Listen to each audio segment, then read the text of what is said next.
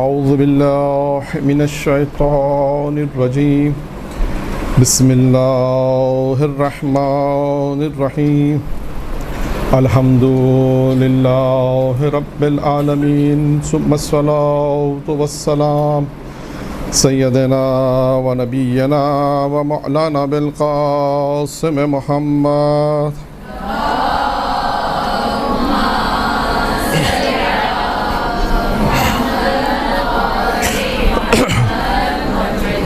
وعلى بيته الطيبين الطاهرين المعصومين المنتخبين الميامين أما بعد فقد قال الله تبارك وتعالى في كتابه الكريم بسم الله الرحمن الرحيم يا أيها الذين آمنوا ادخلوا في السلم الكافة ولا تتبعوا خطوات الشيطان إنه لكم عدو مبين.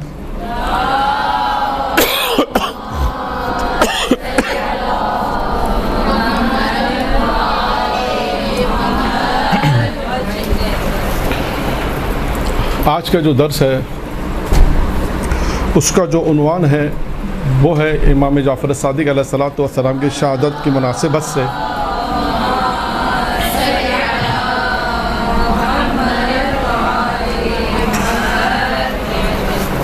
کہ ہم امام کے حوالے سے البتہ سیرت پہ گفتگو نہیں کریں گے، ہم صرف جو گفتگو کریں گے امام کے حوالے سے وہ ان کے اقوال پر گفتگو کہ امام علیہ السلام نے کیا اقوال ارشاد فرمائے ہیں مختلف موضوعات کے اوپر.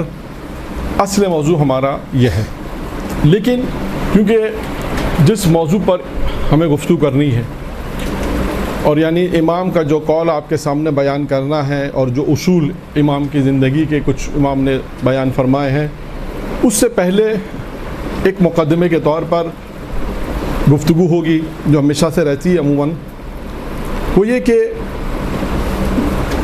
جو اس آیت کی میں نے تلاوت کا آپ کے سامنے شرف حاصل کیا، سورہ بقرہ کی آیت نمبر 208 ہے کہ جس میں پروردگار عالم یہ ارشاد فرما رہا ہے کہ یا ایھا الذین آمنو، اے ایمان لانے والو، یعنی یہاں پر مخاطب ایمان لانے والے ہیں. یا ایھا الذین آمنو، اے ایمان لانے والو، ادخلوا فی السلم الکافہ، کہ مکمل طور پر داخل ہو جاؤ اسلام میں، مکمل طور پر داخل ہو جاؤ. ولا تتبعوا خطوات الشیطان، اور شیطان کے اتباع نہ کرو، اس کے اقدامات کے اتباع نہ کرو اور اس کے قدم با قدم نہ چلو. کیوں؟ انہ لکم عدو مبین، کیونکہ یہ تمہارا کھلا ہوا دشمن ہے. اب یہاں پر جو گفتگو ہے مقدمے کے طور پر جیسے میں نے عرض کیا، کیونکہ امام کا جو قول ہے وہ اسی ہمارے موضوع سے مربوط ہے، اسی لیے اس آیت کو سرنامہ کلام قرار دیا. اور بھی بہت سی آیات اگر آپ دیکھیں تو شیطان یعنی اس موضوع سے ولا تتبعوا خطوات الشیطان، کہ شیطان کے قدم با قدم نہ چلو یا شیطان کے اقدامات جو ہیں اس پہ نہ چلو. یعنی ہم یہ دیکھیں قرآن مجید نے البتہ شیطان کے حوالے سے اگر آپ دیکھیں تو گفتگو بہت زیادہ ہے، لیکن کیونکہ ہم یہ دیکھتے ہیں کہ انسان کا سب سے بڑا دشمن کون ہے؟ شیطان ہے، اور سب اس بات کا یقین رکھتے ہیں کہ ہمیں بہکانے والا شیطان ہے. لیکن یہ بات ذہن میں رکھیے گا کہ شیطان سبب فراہم کرتا ہے، جسے ہم کہتے ہیں اسباب فراہم کرتا ہے. انسان جو اختیار کرتا ہے کام کو، اگر خدا نخواستہ اگر غلط کام کو انجام دیا ہے تو وہ انسان نے اپنے اختیار سے انجام دیا. روز قیامت یہ نہیں ہوگا کہ اگر پروردگار نے کہا کہ تم نے اگر غلط کام کیا ہے تو سزا ملے گی، ہم یہ نہیں کہیں گے پروردگار یہ شیطان یہ اس نے ہم کو شیطان ہے، اس کو پکڑ لے، اس کو گرفتار کر، اس نے ہم کو بہکایا تھا. ایسا نہیں ہوگا. یعنی شیطان کیا کام کرتا ہے؟ صرف اسباب فراہم کرتا ہے. تو لہٰذا انسان کا جو سب سے بڑا دشمن ہے وہ ہے شیطان. اچھا، اب شیطان کی جو گفتگو میں نے عرض کیا قرآن کے حوالے سے بھی ہے اور انبیاء کے حوالے سے بھی اگر آپ دیکھیں تو آپ کو ملے گی کہ انبیاء کی شیطان سے گفتگو ہے.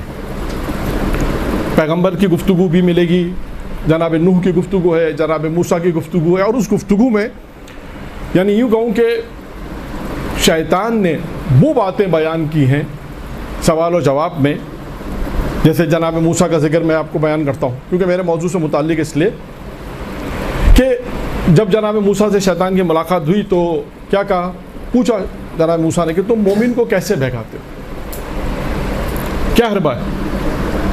کیونکہ میں نے عرض کیا چھٹے امام سے جو ہماری جو روایت آج نقل کرنی ہے اس میں موضوع یہی ہے کہ وہ کون سے عمل ہیں۔ چھٹے امام میں اس لیے عنوان بتا دوں، یہ جو روایت میں بیان کر رہا ہوں جناب موسیٰ والی، یہ ہماری اس روایت سے کتنا مربوط ہے، یہ بتانے کا اصل مقصد یہ اس لیے میں بیان کر رہا ہوں کہ بعد والی روایت بھی اس سے مربوط ہے کہ اصل موضوع جو ہمارا ہے وہ یہ ہے کہ وہ کون سے اعمال ہیں یا وہ کون سے عمل ہیں کہ جس میں شیطان نے خود شکست کھائی ہے۔ چھٹے امام کی روایت ہے کہ چھٹے امام نے کہا کہ یہ وہ فرد ہیں، یہ وہ افراد ہیں کہ جو میں بیان کروں گا، کہ چھٹے امام نے فرمایا کہ اگر ان میں یہ صفت پائی جائے گی تو شیطان کے جال میں یہ پھنس نہیں سکیں گے۔ تو اب دیکھیں ہمارے لیے کتنی اچھی بات ہے، بالکل ایسے ہی ہے نا۔ اب یہاں پہ آپ کی کلاس 6 ماہ یعنی 6 ماہ ہر 6 ماہ کا اگر سیمسٹر ہو اور آپ کو پیپر بتا دیا جائے، کتنا اچھا ہوگا کہ پیپر بتا دیں، بہت اچھا ہوتا ہے۔ لوگ امتحان میں تیاری کم ہوتی ہے، کہا کہ بھائی کل جو پیپر میں سوال آتا ہے کہ ہم آپ کو آج بتا دیتے ہیں، تو سب کتنا شوق سے لکھیں گے، کل آنے والے سوال ہمیں بتا دیے جا رہے ہیں۔ تو دیکھیے یہاں پر بھی شیطان کس طریقے سے بہکاتا ہے، شیطان نے بتا دیا ایک کام، اور دوسری طرف امام نے بھی کہا کہ اگر یہ خود چھٹے امام کی روایت ہے کہ یہ چیزیں جو صفات انشاءاللہ بیان ہوں گی کہ وہ صفات اگر تم میں پائی جائیں گی تو شیطان خود کہتا ہے کہ یہ افراد کو میں نہیں بہکا سکتا۔ تو دو طرف ہمارے سامنے، ایک خود امام نے بتایا اور دوسری طرف خود شیطان نے جناب موسیٰ سے، جو میں ابھی روایت نقل کر رہا ہوں کہ جس میں جناب موسیٰ نے جب پوچھا شیطان سے کہ تم کیسے بہکاتے ہو تو کیا کہا شیطان نے۔ اب دیکھیے شیطان کس طریقے سے بہکاتا ہے، کیا کہا شیطان نے کہا، شیطان نے کہا میرا بہکانے کا طریقہ یہ ہے کہ میں اس کی نیکیوں کو اس کے سامنے بڑھا چڑھا کر بیان کروں، یعنی روزے رکھیں، نمازیں پڑھنی، تھوڑی تلاوت قرآن کر لیا، تو ہم کیا کہتے ہیں، ارے نمازیں تو ہماری بہت ہیں، ابھی نمازیں ہم نے بہت پڑھ لی، روزے بہت کر لی، عزاداری بہت کر لی۔ یہ شیطان کا بہکاوا ہے۔ اگر کبھی کوئی انسان یہ خیال کرے کہ میں نے یہ نیکی میں نے اگر انجام دی ہے تو یہ گویا اگر اس کو ظاہر اس طرح کرے کہ بہت عبادت کر لی، ارے اب تو بہت عبادت، ہماری تو بہت عبادت ہے، ہم نے تو اتنے روزے رکھ لیے، اتنی عبادت کی، اتنی زیارت کی، اتنا سب کچھ کر لیا، یہ شیطان کا بہکاوا ہے۔ یعنی شیطان کہتا ہے کہ میں اس کی نیکیوں کو اس کے سامنے بڑا چڑھا کر پیش کرتا ہوں، ایک۔ نمبر 2 کہا اس کے گناہ کو اس کے سامنے میں چھوٹا کر دیتا ہوں۔ ہم نے تو گناہ کیا ہی نہیں ہے، 1 گھنٹہ بیٹھ کے غیبت کی، کہا غیبت کہاں کی، ہم نے تو ایک دوسرے سے تبادلہ خیال کیا، بات چیت کی، تو سب پتہ ہے معاشرے میں لوگوں کو غیبت کہاں کی۔ یا اس قسم کی جو باتیں جو برائی میں شمار ہوتی ہیں، گناہ میں شمار ہوتی ہیں، کہا ہم نے کہاں یہ گناہ کیے، چھوٹا سا تو گناہ کیا ہے، کون سا بڑا گناہ کیا ہے۔ یعنی شیطان یہ کہتا ہے کہ میں اس کے گناہ کو اس کے سامنے حقیق چھوٹا کر دیتا ہوں، یعنی گناہ اس کے سامنے شاید وہ گناہ نہیں رکھتا۔ تو یہ چیزیں ہیں جو شیطان نے، اور بھی بہت ساری چیزیں میں نے ضمنی طور پر یہ آپ کے سامنے بیان کیا۔ تو دیکھیے، اور اس کے بعد قدم، اچھا یہ جو آیت تھی اب اس پر آ جائیں، قدم بہ قدم بعض لوگوں نے ترجمہ کیا ہے خطوط الشیطان کا کہ اتباع نہ کرو، شیطان کے قدم بہ قدم۔ دیکھیں شیطان بہکاتا کیسے، اس آیت کی تفسیر میں ناصر مکارم نے، غایۃ اللہ ناصر مکارم اپنی تفسیر نمونہ میں کچھ نکات لکھے ہیں کہ جو ہمارے لیے اس آیت کی ذیل میں اور ہمارے لیے نمونہ ہے، کہ جیسے مثال کے طور پر ہم یہ کہیں کہ اس سے کیا مراد ہے، شیطان قدم بہ قدم نہ چلو۔ اب پہلا اسٹیپ انہوں نے کیا لکھا، کچھ مراحل لکھے کہ دیکھیں اسی طرح ہوتا بھی معاشرے میں بھی یہی ہوتا ہے۔ اگر آپ کسی بچے کو یہ کہیں کہ تم برائی کی طرف مت جاؤ تو سب سے پہلے کیسے روکیں گے، سب سے پہلے اسے کیسے روکیں گے، کہیں گے کہ بھائی وہ افراد جو گناہ کرتے ہیں ان سے مت ملو، یعنی اسے ہم کہتے ہیں برے لوگوں کی صحبت سے بچائیں گے۔ انہوں نے بھی پہلا وہی اسٹیپ لکھا ہے کہ برے لوگوں کی صحبت سے، برے لوگوں کی ہم نشینی سے، برے لوگوں کی دوستی سے انسان پہلے اپنے آپ کو بچائے، یہ پہلا اسٹیپ ہے۔ دوسرا اسٹیپ میں بھی انہوں نے لکھا ہے کہ ان کی محفلوں میں انسان شرکت نہ کرے، یعنی ایسی محفلیں ہوتی ہیں جس میں گناہ ہو، انسان ایسی محفلوں میں شریک نہ ہو، یہ دوسرا اسٹیپ بیان کیا۔ تیسرا اسٹیپ بھی ہے کہ ان کے ساتھ گناہ میں شریک نہ ہوں. گناہ کے متعلق سوچنا. تیسرا اسٹیپ ہے گناہ کے متعلق انسان سوچے نہ. اور چوتھا اسٹیپ کیا ہے؟ چوتھا اسٹیپ یہ ہے کہ مشکوک اور مشتبہ کام کو انجام نہ دے. جسے پتہ ہے کہ شک کرے, معلوم نہیں کہ حلال ہے یا حرام. ایسے کام جسے انسان کو معلوم ہے, علم نہیں ہو, انسان اس سے پرہیز کرے. پھر اس کے بعد انہوں نے پانچواں لکھا ہے کہ انسان جب یہ دیکھیں ہوتا کیا ہے کہ انسان آہستہ ایسی 4 چیزیں کو اگر ہم دیکھیں یہ مقدمہ بنتی ہیں. مقدمہ کیا بنتی ہے؟ انسان پھر گناہ صغیرہ چھوٹے گناہ کرتا ہے. اگر ہم نے ان افراد کی محفل میں جانے سے نہیں روکا, لوگوں کو, بچوں کو نہیں روکا, تو کیا نتیجہ ہوگا؟ بچے جب اس محفلوں میں جائیں گے, ایسے لوگوں سے دوست ہوں گے کہ جو برے ہیں, تو نتیجہ کیا ہوگا کہ وہ بھی آہستہ آہستہ گناہ صغیرہ پہلے انجام دیں گے. اور پھر آخر میں لکھتے ہیں کہ اینڈ کیا ہوگا کہ وہ گناہ کبیرہ بھی انجام دیتے ہیں, بدترین گناہ کو انجام دیں گے. تو دیکھیے یہ اسٹیپ بائی اسٹیپ ہے کہ انسان اپنے آپ کو اور دوسروں کو جس طرح ہے کہ شیطان کے قدم بقدم نہ چلو, انسان اس طرح اپنی زندگی گزارے کہ پہلا یہ دیکھے کہ جو کہا گیا ہے کہ شیطان کے اقدامات, شیطان جو میں نے عرض کیا کہ یہی اسباب ہے. آپ کو ممکن ہے کوئی سوال کیا اسباب سے کیا مراد ہے؟ جو میں نے ایک جملہ کہا شروع میں کہ شیطان گناہ نہیں کراتا, وہ اسباب فراہم کرتا ہے. یہی اسباب ہے. ایسی محفلیں ہو رہی ہیں, ایسے دوست ہیں, ایسے کام ہو رہے ہیں, ایسے کام ہو رہے ہیں, ہم اس میں جا کے بیٹھ جائیں, ہم اس میں شریک ہو جائیں, ان کے ساتھ شریک ہو جائیں. تو یہ ساری وہ اسباب وہی ہیں کہ جو میں نے شروع میں آپ کے سامنے بیان کیے. اچھا اب آتے ہیں, دیکھیے یعنی ہمارا مقدمہ کیا ہے کہ ہم شیطان کے قدم بقدم نہ چلیں. شیطان کے ساتھ جو اقدام شیطان کرتا ہے ہم اس کے اقدامات کو قبول نہ کریں, اس کے ساتھ نہ جائیں, کیونکہ وہ ہمارا کھلا دشمن ہے. اور اب دیکھیں خود قرآن نے شیطان کی بات کو کوٹ کیا, جو میں نے عرض کیا کہ شیطان انسان کا سب سے بڑا دشمن ہے, اور وہ شیطان جو انسان کو وقت معلوم تک بہکائے گا. جو اسے مہلت لی ہے نہیں لی, کب تک کی مہلت لی ہے؟ وقت معلوم, یعنی قیامت تک کی مہلت دی کہ جب تک تیرے بندے ہیں جب تک میں بہکاؤں گا. اب پروردگار عالم نے بھی وقت معلوم تک کی ہدایت کا سلسلہ رکھا ہے. لیکن دیکھیں شیطان نے شکست کہاں کھائی, کہاں پر کھائی؟ خود کو شیطان کا قول جیسے کوٹ کیا قرآن نے سورہ سوات میں, قالا فبعزتک لأغوینہم اجمعین, میں تیرے تمام کے تمام بندوں کو گمراہ کروں گا. اغوا یعنی گمراہ کے معنی کیے, اغوا کر لوں گا, گمراہ کروں گا. الا عبادک من المخلصین, لیکن تیرے وہ بندے جنہیں اخلاص دیا گیا ہے, تیرے وہ بندے جنہوں نے خلوص اختیار کیا ہے, وہ تیرے بندے جو ہیں وہ انہیں میں گمراہ نہیں کر سکتا. یعنی شیطان نے شکست کہاں پہ کھائی ہے؟ اخلاص پر. تو آپ یہ دیکھیں, یہ اس لیے میں نے اس کو نقل کیا آپ کے سامنے کہ کیونکہ وہاں جو روایت بیان کرنی ہے وہ اس سے تمام چیزیں ایک دوسرے سے مربوط ہیں کہ اخلاص اب کتنا اہم ترین چیز ہے انسانی زندگی کے عمل میں. اور بہت مشکل کام ہے کہ نماز ہم پڑھیں, روزہ ہم رکھیں اور تعریف بھی نہ ہو. یا اس کی مثال میں یوں دوں, جیسے مسجد آپ نے بنائی, ایک آئے گا واقعہ, چلے میں سنا دیتا ہوں.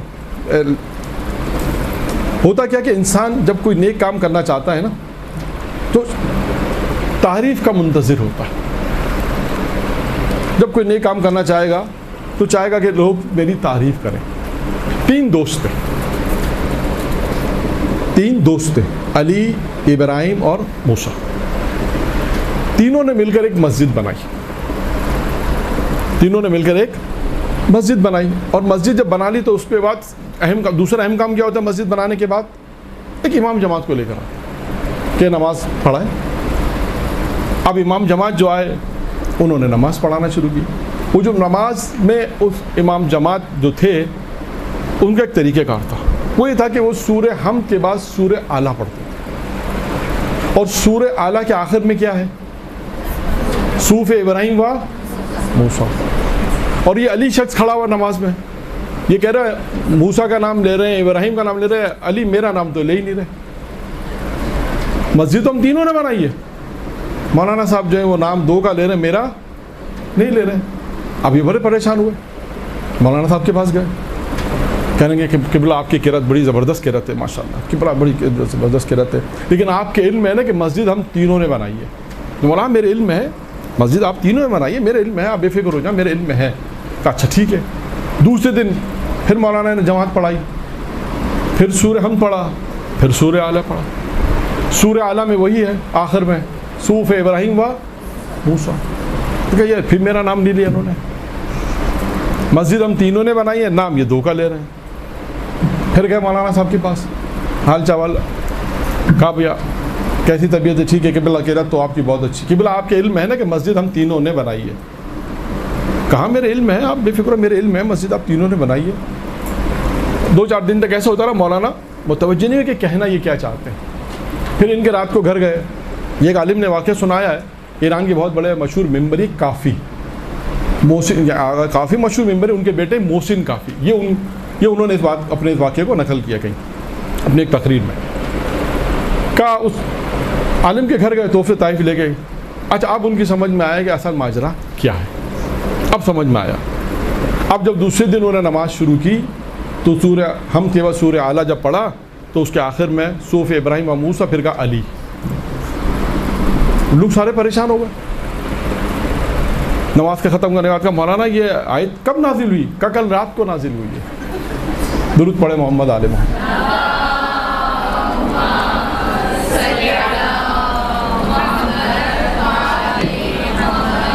تو یہ ہوتا کہ جب انسان کو نیک کام کرنا، بالخصوص ایسا نیک کام ہو، مسجد بنائی، امام بارگاہ بنائے، حسینیہ بنائے جسے کہتے ہیں نا، بہت سے ایسے کام.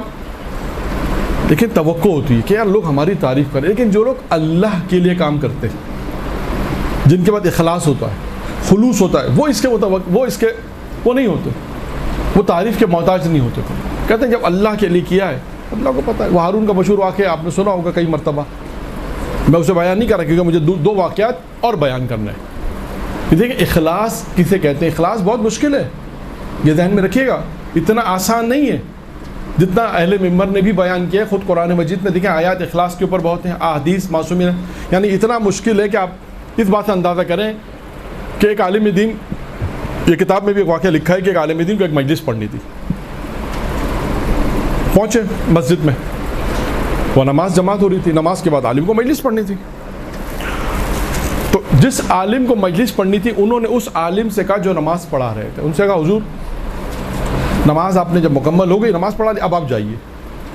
کہ حضور آپ مجلس پڑھیں گے، ہم سنیں گے، استفادہ ہوگا آپ کی، پڑھیں گے. کہا نہیں آپ جائیے. بہت زیادہ اصرار کیا اور انہیں اپنی مجلس میں بیٹھنے نہیں دیا، بہت زیادہ اصرار کے بعد. ان کا ٹھیک ہے چلے گئے. اور اس کے بعد جب ان کی ملاقات ہوئی 2-4 دن کے بعد تو انہوں نے ان سے شکوہ کیا. کہنے لگے حضور آپ نے اس دن اپنی مجلس میں ہمیں بیٹھنے نہیں دیا. اس نے کہا یہ کام میں نے جان بوجھ کے کیا تھا، ایسے نہیں اتفاقا نہیں کیا تھا کام. میں نے کہا جان بوجھ کے کام کیا تھا. کہا کیوں؟ کہا اس لیے یہ کام جان بوجھ کے کیا تھا کہ جب میں مجلس پڑھتا اور آپ بیٹھے ہوتے تو میری ساری توجہ کیا ہوتی عوام کی طرف، کہ میں یہ ثابت کرتا میں آپ سے اچھا مولوی، میں یہی ثابت کرتا لوگوں کے لیے کہ میں ان سے اچھا خطیب ہوں. تو کبھی میرا خدا کہاں جاتا؟ میں تو خدا کے لیے پڑھنا چاہتا تھا. کہا آپ میرے اور خدا کے درمیان میں حائل ہو رہے تھے، اس لیے میں نے آپ کو بھیج دیا. دیکھیے یہ ہے اخلاص. انسان اپنے عمل کا اتنا خیال کرتا ہے کہ انسان اللہ کے لیے جب پڑھ رہا ہے تو یہ دیکھ رہا ہے کہ کون سی ایسی چیزیں جو میرے اور اللہ کے درمیان میں اگر حائل ہو رہی ہے تو اسے میں دور کر دوں. یہ اخلاص. اور اس کے بعد کہ انسان اپنے عمل میں جب اخلاص پیدا کرتا ہے، دیکھیں یہ اخلاص کیوں ہے، یعنی عمل میں اخلاص یہ وہ چیز ہے جو شیطان کی شکست کا پہلی چیز ہے جسے شیطان شکست کھا رہا ہے. کہ اگر تیرے وہ بندے جن کے پاس اخلاص ہے وہ میرے اس پہ میں ان کو نہیں بہکا سکتا، ان کو گمراہ نہیں کر سکتا، اٹھاؤں گا سب کو، اغوا سب کو کروں گا اجمعین. دیکھیں جن آپ آپ دیکھیں یہ اخلاص کیسے حاصل کرنا، یہ مہم ہے. کہ کام میں نے عرض کیا بہت سے کام تو انسان دیکھیں نماز عبادت تو خلوص میں ہو انسان پڑھ لیتا ہے، لیکن بہت سے ایسے کام ہیں جو انسان کر رہا ہے لیکن کوئی اگر دوسرے نام سے کر رہا ہے تو لیکن انسان کو کتنا ایسا ہوتا ہے کہ یہ کام میں نے کیا ہے.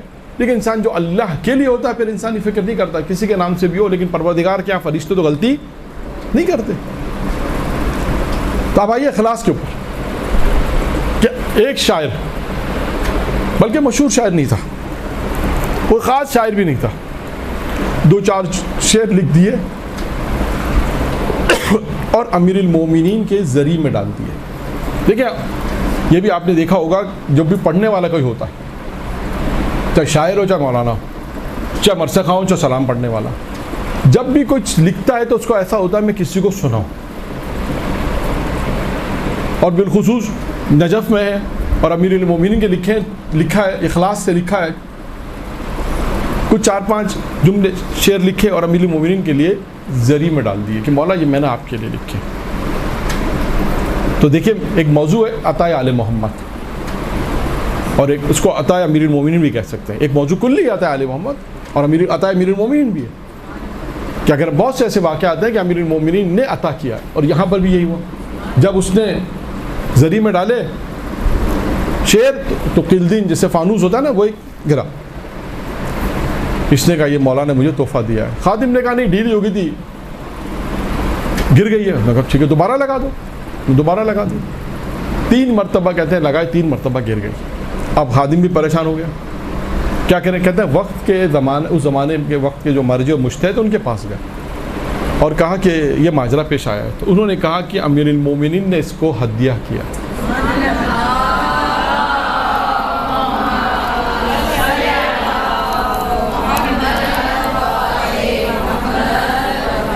اب جب ایسا ہوگا تو ہوگا کیا؟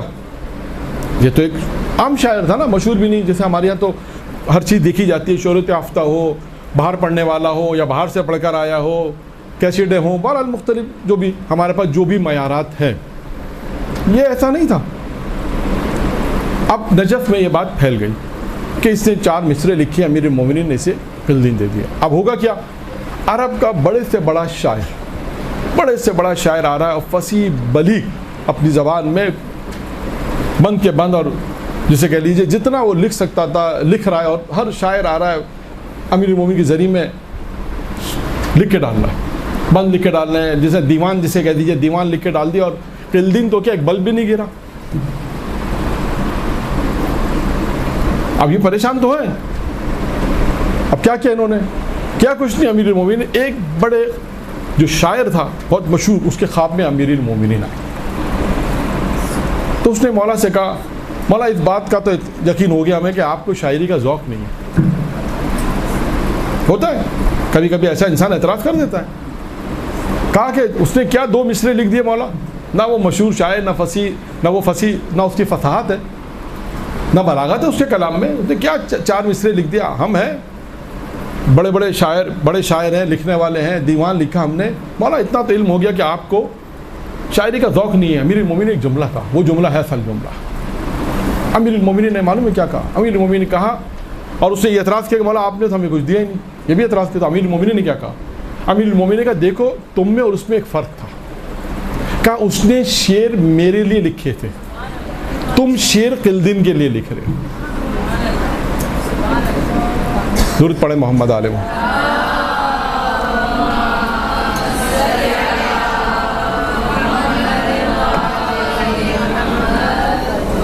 یہ اخلاص ہے، اسے کہتے ہیں خلوص.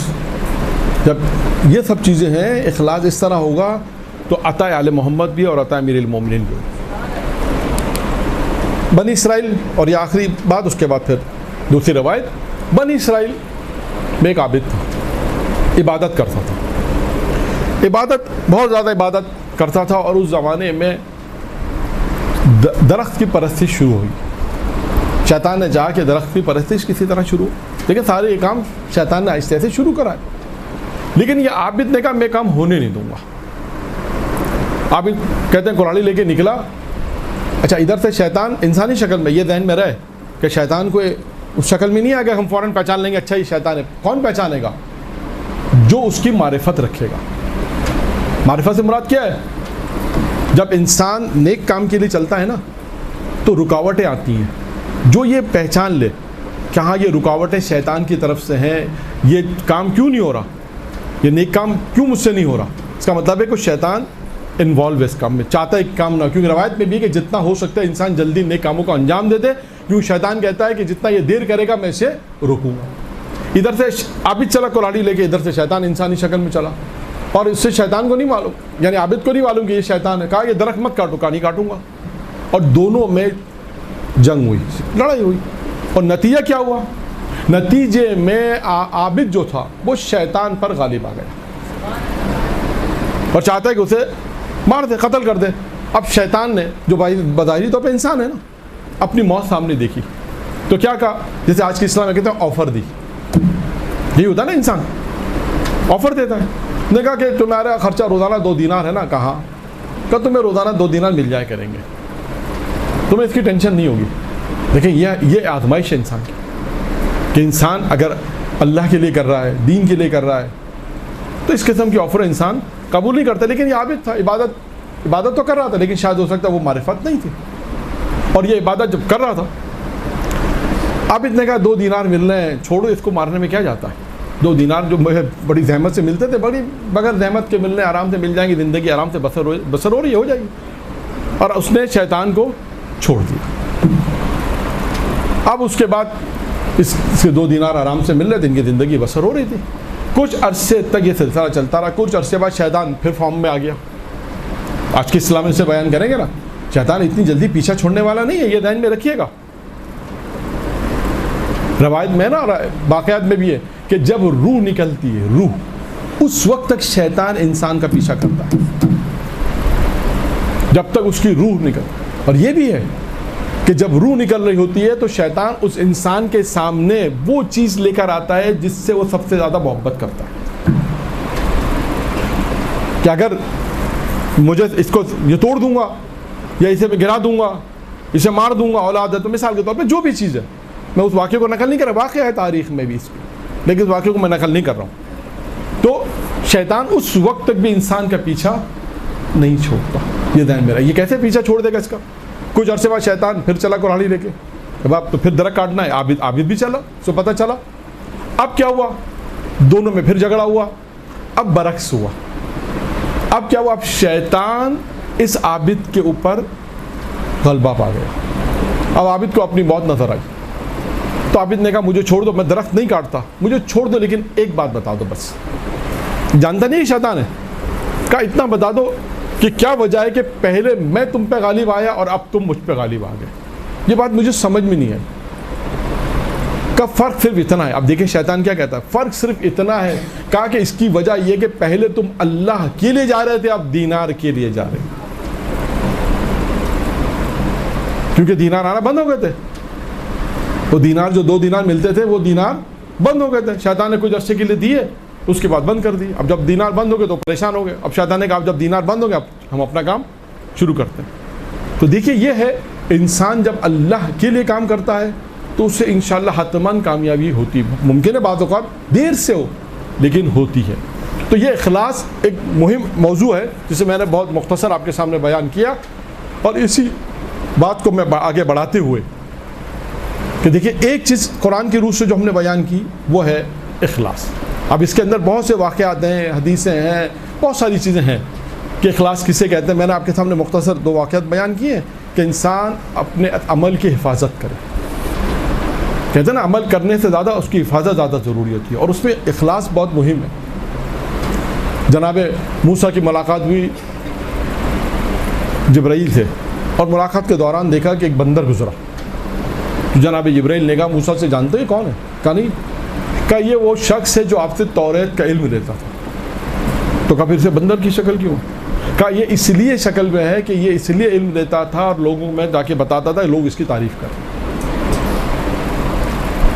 آج سب سے اہم مسئلہ ہمارے یہی ہے کہ لوگ تعریف کریں، جس کا اپوزٹ، جو اخلاص کے اپوزٹ کیا چیز آتی ہے؟ ریاکاری آتی ہے. تو خیر وہ موضوع نہیں ہے ہمارا، لیکن یہی ہے کہ اخلاص پہلی چیز ہے قرآن کی روح سے کہ اخلاص وہ ہے کہ جس پہ شیطان نے شکست کھائی ہے. تو انسان اپنے عمل میں اخلاص کو پیدا کر لے. اب آئیے چھٹے امام امام جعفر صادق علیہ الصلوۃ والسلام کے وہ روایت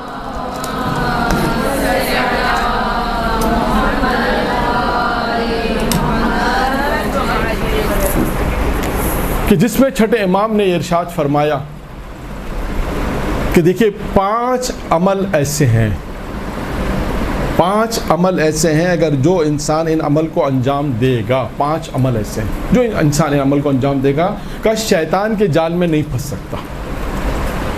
پہلا اخلاص، قرآن کی روح سے ہم نے بیان کیا۔ اب آئیے 5 عمل، اور اس کے بعد چھٹے امام کی صحیح روایت بیان ہوگی، کیونکہ میں نے عرض کیا کہ چھٹے امام کے حوالے سے گفتگو ہے، لہٰذا اقوال پر ہی گفتگو رہے گی۔ اب وہ کون سے ایسے وہ عمل ہیں کہ جس کی بنا پر امام فرماتے ہیں کہ انسان شیطان کے جال میں نہیں پھنس سکتا؟ نمبر 1، پہلی صفت کیا ہوگی؟ وہ شخص جو اللہ پر توکل کرتا ہوگا۔ اور دیکھیں توکل کا معنی کیا ہے کہ انسان کوشش کرے، محنت کرے، اس کے بعد اپنے اس نتیجے کو اللہ پر چھوڑے۔ یہ توکل کا معنی نہیں ہے کہ انسان ہاتھ پہ ہاتھ رکھ کے بیٹھ جائے کہ بھائی بس ٹھیک ہے اللہ دے گا، اللہ پہ توکل ہے، جیسے ہم لوگ آج کل کہتے ہیں اللہ توکل۔ نہیں، یہاں پر میں امیر المومنین علی بن ابی طالب علیہ الصلوۃ والسلام کا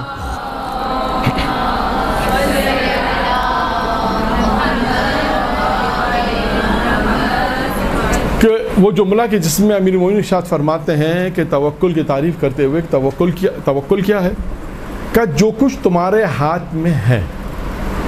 اب میں اس کو سمجھاؤں آپ کو۔ مثال کے طور پہ اگر کسی کے پاس پچھلی دفعہ ہمارا موضوع تجارت تھا، اسی کی مثال دے دوں، 50 لاکھ ہوں تو انسان کتنا پلاننگ کرے گا کہ میں یہ بھی لے لوں، یہ کاروبار بھی کروں گا، ممکن ہے یہ کاروبار بھی کروں، یہ کاروبار بھی کروں، 50-60 لاکھ، 1 کروڑ آ جائے، اس سے 1 کروڑ میں پلاننگ ہوگی۔ امیر فرماتے ہیں جو تمہارے ہاتھ میں ہے نا وہ نہیں، بلکہ جو اللہ کے پاس ہے اس کا نام توکل ہے۔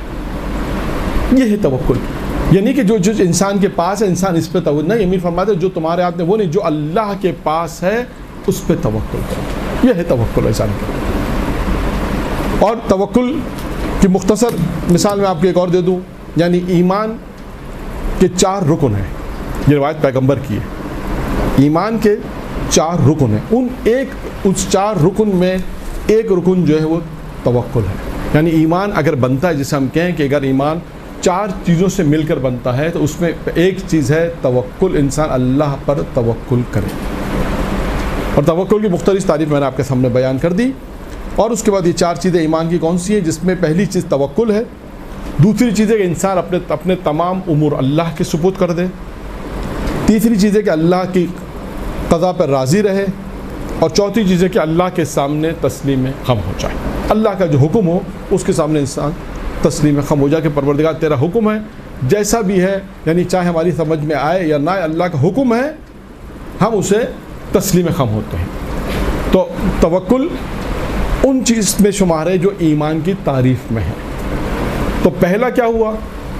پہلا ہوا 5ویں امام نے جو پہلی صفت بیان کی کہ جس کے پاس بھی توکل ہوگا، اور قرآن مجید میں آپ مختلف آیات پر دیکھیں توکل کے پڑھے کہ جس میں یہ کہا گیا ہے کہ انسان جو ہے وہ اللہ پر توکل کرے۔ مختلف آیات ہیں اور اس کے فوائد بھی قرآن مجید میں آپ کو مل جائیں گے۔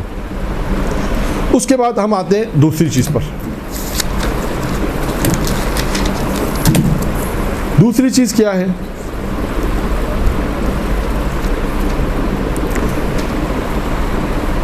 وہ شخص، امام فرماتے ہیں کہ دوسرا کون سا شخص ہے کہ جو شیطان کے جال میں نہیں پھنس سکتا، کہ وہ شخص ہے جو ہر حال میں اپنے پروردگار کو یاد رکھتا ہے، ذکر پروردگار کرتا ہے، ہر حال میں یاد پروردگار میں رہتا ہے، جسے ہم کہتے ہیں ذکر خدا بھی کرنا۔ ہر حال میں انسان ذکر خدا کرتا ہے۔ اب دیکھیں ذکر خدا کی بھی تعریف آئی ہے۔ ذکر خدا یہ بھی ہے جیسے ہم سبحان اللہ والحمدللہ ولا الہ الا اللہ پڑھتے ہیں، اسی طرح بہت سارے ذکر ہے، اللہ اکبر کا ذکر ہے، ذکر میں یہ بھی شمار ہے۔ اور خود اچھا، اب جو جتنی چیزیں میں بیان کر رہا ہوں ان تمام چیزوں کو آپ سے موضوع میں نے صرف ہیڈنگ اور عنوان سے بیان کروں گا کیونکہ وقت نہیں ہے، ورنہ آپ ان تمام چیزوں کو دیکھیے گا قرآن مجید میں ان کے متعلق مختلف آیات موجود ہیں، اور ان کے اس آیات میں آپ دیکھیے گا کہ اس کے میں کہا گیا کہ ان چیزوں کو انجام دو، جیسے ذکر کے متعلق ہے، توکل کے متعلق ہے، اور بھی جو چیزیں آئیں گی اور روایت بھی مختلف ہیں۔ لہٰذا ہم تو یہاں پر تھوڑا سا آپ کے سامنے بیان کریں گے کہ ذکر کے متعلق جو ہے یہاں پر ہر حال میں اچھا، اب ذکر سے متعلق بعض روایتوں میں یہ بھی آیا ہے کہ ذکر سے متعلق یہ تو ہے کہ انسان تسبیح و تحلیل، اور ذکر سے متعلق یہ بھی ہے کہ وہ تمام چیزیں جو اللہ نے واجبات انسان کو قرار دیں، انسان ان واجبات کی ادائیگی کرے اور حرام سے اپنے آپ کو بچائے۔ یہ بھی ذکر میں آتا ہے۔ یہ ذکر میں صرف یہ ذکر میں نہیں کہ انسان تسبیح لا الہ الا اللہ پڑھتا رہے، محمد رسول اللہ پڑھتا رہے، نہیں، ذکر یہ بھی ہے۔ اور بعض روایتوں میں ذکر سے یہ بھی کہا گیا ہے کہ وہ تمام واجبات جو اللہ نے انسان واجبات کہیں اسے انجام دے اور تمام محرمات سے اپنے آپ کو بچائے۔ اور یہاں پر پیغمبر اسلام حضرت محمد مصطفیٰ صلی اللہ علیہ وآلہ وسلم کی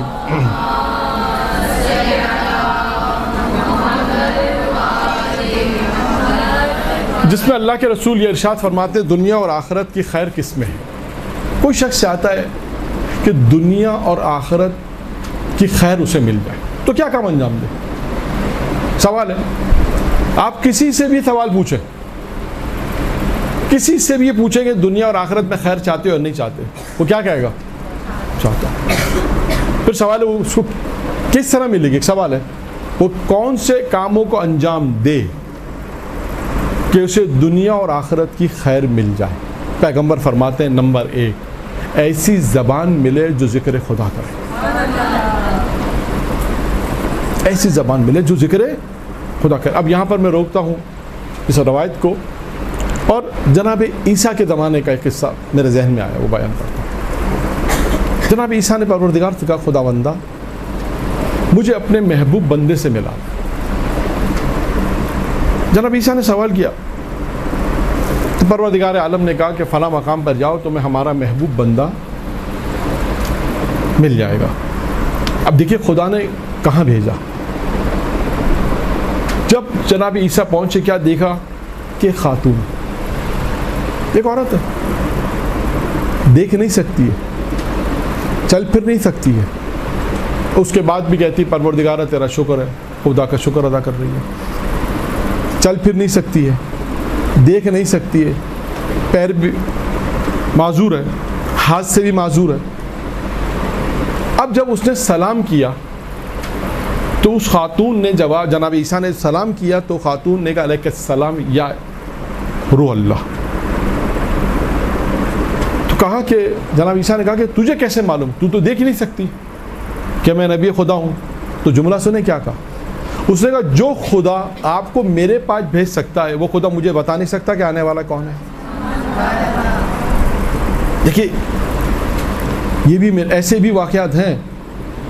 اور اس نے اب جب وہ پروردگار کا ذکر کر رہی ہے، پروردگار کا شکر کر رہی ہے، تسبیح تحلیل کر رہی ہے، تو جناب عیسیٰ نے یہی کہا کہ تیرے پاس ہے کیا جو تو شکر کر رہی ہے؟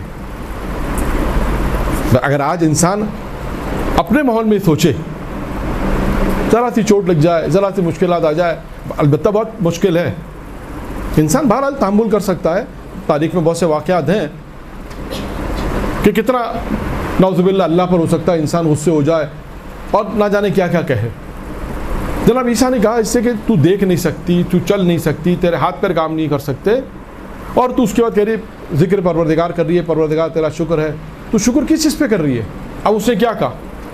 اس نے کہا پروردگار کا میں شکر اس بات پہ کرتی ہوں کہ پروردگار عالم نے مجھے بہترین زبان دی جس سے میں اس کا ذکر کروں، اس خدا کا ذکر کرتی ہوں، اس زبان عطا کی ہے جس سے میں خدا کا ذکر کرتی ہوں۔ پھر کہا خدا کا میں شکر ادا اس بات پہ کرتی ہوں کہ اس نے مجھے وہ قلب دیا، یعنی وہ دل دیا جس میں اس کی معرفت ہے، اور وہ بدن دیا کہ جو میں اس کی مصیبتوں پہ صبر کرتی ہوں۔ لیکن شکر کس چیز پہ ہو رہا؟ 3 چیزوں پہ، کہ یہ ساری چیزیں بھی پیغمبر نے بیان کی۔ پیغمبر نے کہا دنیا اور آخرت کی خوبی چاہیے، ہر شخص چاہتا دنیا میں کامیاب ہو، ہر شخص چاہتا آخرت میں کامیاب ہو، تو کیا کام کرے؟ نمبر 1 پیغمبر نے فرمایا ذکر کرنے والی زبان ہو، ذکر کرنے والی زبان، شکر کرنے والا دل ہو۔ دیکھیں قلب اور دل کی بات کچھ اور ہوتی ہے، معرفت پروردگار کی معرفت، اسی دل معرفت ہوتی ہے۔ اور معرفت سے بات یاد آئی، یہ قصہ بھی میں بیان کرتا چلوں، یہ بھی خاتون کا ہی ہے۔ قوم کا ایک شہر ہے اور پرانے زمانے کا چھوٹا سا قوم تھا اس زمانے کا، بعض اہل معمر نے اس واقعے کو لکھا ہے اور پڑھا بھی ہے۔ دیکھیں معرفت کسے کہتے ہیں، کل کی بات آئی تو یہ بھی بات سناتا جاؤں کہ کہ وہ خاتون آئی حرم میں آنے کے بعد دیکھا ایک عالم سے کہا کہ ایک مجلس پڑھنی ہے. عالم نے کہا ٹھیک ہے, وعدہ لے لیا کہ فلاں مقام پہ آپ آ جائے گا, کہ آ جائیں گے. چھوٹا تھا قوم میں اس زمانے کا, بہت مختصر ذہن میں رکھیے گا. عالم پہنچ گئے فلاں مقام پر. جب پہنچے دیکھا کہ اذا خانہ ہے, سننے والا کوئی نہیں. جیسا میں نے شروع میں کہا نا ابھی شعر کے موقع پر, کہ پڑھنے والے کے لیے سب سے بڑا مسئلہ ہوتا ہے کہ کوئی سننے والا ضرور ہو. اور یہاں خاتون نے کہہ دیا کہ آپ نے پڑھنا ہے, میں نے سننا ہے, کہ اور نہیں آئے گا, آ جائیے. کتنا مشکل ہے. بالآخر آئے تھے, مجلس پڑھی. پڑھنے کے بعد اس خاتون نے اگلے سال کی مجلس کا وعدہ بھی لے لیا. اس سال تو مجھے پتا تھا کہ یہاں کوئی, اس سال تو مجھے معلوم تھا کہ پتہ نہیں کون ہوگا یا کون نہیں ہوگا. اب جب میں وعدہ لے رہا ہوں تو مجھے یہ تو کنفرم ہے کہ کوئی نہیں آئے گا, اور وعدہ لے لیا. وعدہ لینے کے بعد جب اگلا سال آیا تو عالم کو تو یاد تھا, کیونکہ دیکھیں اس قسم کی مجالس کون سی مجالس یاد ہوتی ہے, ہمیشہ یاد رکھیے گا, یا جس میں بہت زیادہ مجمع ہو جائے آدمی بھول جاتا ہے. تو انسان کو یاد رہتا ہے کہ وہ مجمع تھا, اتنا مجمع تھا میں بھول گیا. تہران کا ایک مشہور ممبری جسے کہتے ہیں مجلس پڑھنے والے, کہنے لگا بسم اللہ الرحیم, 3 دفعہ کہا بسم اللہ الرحیم. کہا بسم اللہ اتنا چھوٹا کیوں ہو گیا؟ پتہ چلا مجمع کی وجہ سے اتنا ٹینشن تھا کہ بسم اللہ آدمی بھول گیا. یہ ہوتا ہے, یا وہ مجلسیں یاد رہتی ہیں جس میں مجمع بہت ہو, یا وہ مجلسیں یاد رہتی ہیں جس میں کوئی بھی نہ ہو. تو یہ مجلس انہیں یاد تھی اس لیے کہ کوئی تھا ہی نہیں. جب آیا وقت آنے کے بعد انہیں کہا کہ اب میں ایک خاتون کے لیے مجلس پڑھنے جاؤں. سو گئے, نہیں گئے. کہتے ہیں خواب میں کوئی معصوم آئے اور آ کے کہنے لگا اچھا اب اتنے بڑے ہو گئے ہو کہ ہمارا ذکر بھی نہیں کرو گے. فوراً اٹھنے کا فوراً اس مقام پر پہنچے جہاں پر وعدہ لیا تھا. فوراً مقام پہ پہنچے تو خاتون نے دیکھ کر کہا کہ ڈانٹ پڑی تو آئے ہو. دیکھیں یہ ہے معرفت, جو میں نے عرض کیا نا, اسے کہتے ہیں معرفت. یہ ہے جو ہے نا, قلب ہمیں ایسا ملے, زبان ہمیں ایسی ملے, دل ہمیں ایسا ملے. دنیا اور آخرت کی معرفت جو آتی ہے وہ اسی طرح آتی ہے. پیغمبر فرماتے ہیں دنیا اور آخرت میں اگر کسی کو خیر چاہیے تو وہ 3 چیزیں میں نے اس کو بیان کی, اور چوتھی چیز بھی ہے. 3 چیزیں کیا بیان کی؟ پہلی چیز بیان کی ایسی زبان ہو جو ذکر کرنے والی ہو, ایسا دل ہو جو شکر کرنے والا ہو, ایسا بدن ہو جو صبر کرنے والا. جو جناب عیسیٰ کو خاتون نے کہا کہ اللہ نے مجھے ایسا بدن دیا, پیغمبر نے وہ 3 چیزیں بیان کی, اور چوتھی چیز کا نیک بیوی. یہ 4 چیزیں ایسی ہیں پیغمبر فرماتے دنیا اور آخرت میں انسان کی کامیابی کا سبب ہے. درود پڑھے محمد و آل محمد.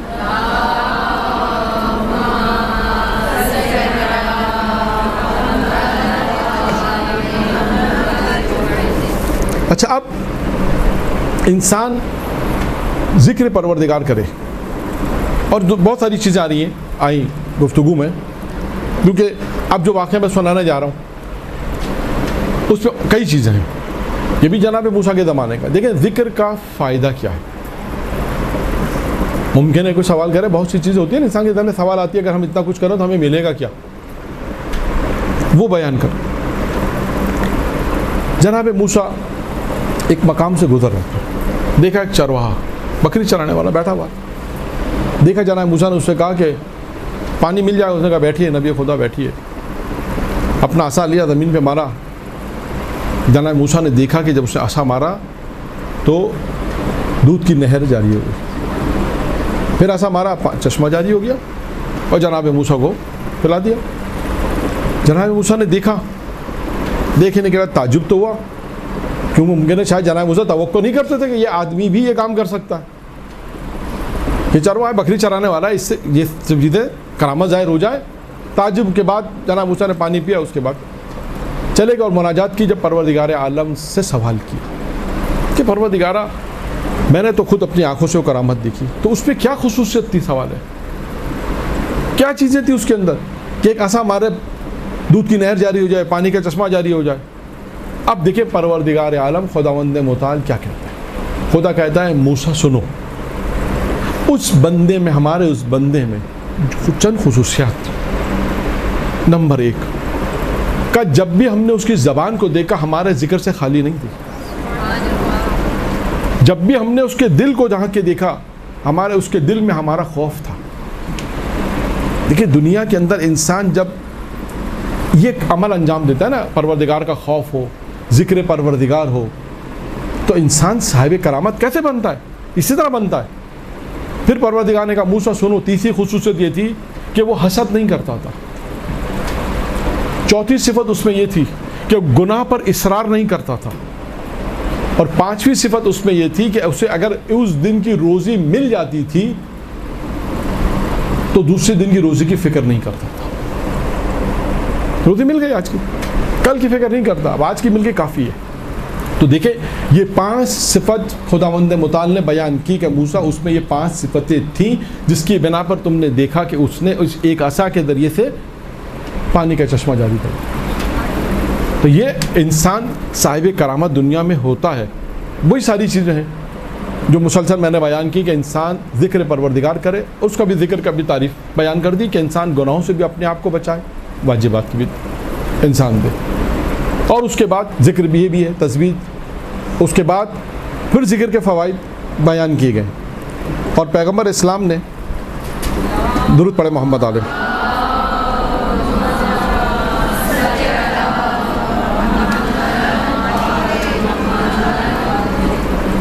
ایک روایت میں فرمایا دنیا اور آخرت کی خیر اسی کو ہے کہ جسے وہ زبان مل جائے کہ جو بے دن ذکر کرنے والی ہے. اس کے بعد فرمایا ایک اور روایت میں فرمایا کہ جو خدا کو زیادہ یاد کرتا ہے, ذکر کرتا ہے, خدا اس سے محبت کرتا ہے. پھر اس کے بعد فرمایا خدا اس کے لیے 2 برات یعنی 2 جسے ہم کہتے ہیں نا اس کو برات دے دیے, 2 برات یعنی 2 لیٹر اسے مل جائیں گے.